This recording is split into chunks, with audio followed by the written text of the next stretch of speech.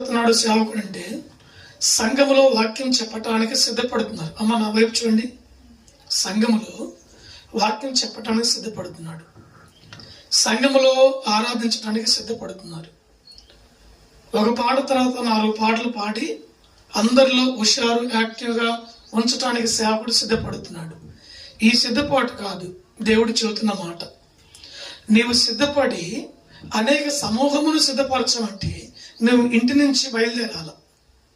సంఘం నుంచి సేవకురాలు బయలుదేరి అనేక మందికి దేవుని మాటలు చెప్పి వారి కొరకు ప్రార్థన చేసి వారి బాగోగులు కనుక్కోవాలి. ఏం చేయాలి? వారి బాగోగులు, వారి మంచి చెడ్డలు, వారి కష్ట సుఖాలు, వారి కన్నీరు, వారి కుటుంబ సమస్యలు అన్నీ అడిగి తెలుసుకొని మరీ ప్రార్థన చేయాలి. అప్పుడు ఆ కుటుంబంలో ఒక నలుగురిని నీవు సిద్ధపరిచి మందిరానికి నడిపిస్తావు.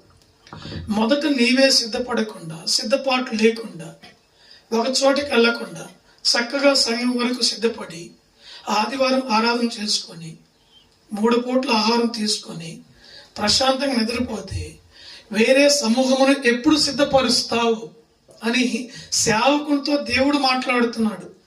దేవునికి మహిమ కలుగును కాక. దేవుని పిల్లలారా, ఇప్పుడు నీవు సిద్ధపడేటువంటి మనస్సు కలిగి ఉంటే కొన్ని నూతనాత్మలు సంఘానికి వచ్చే అవకాశం ఉంది.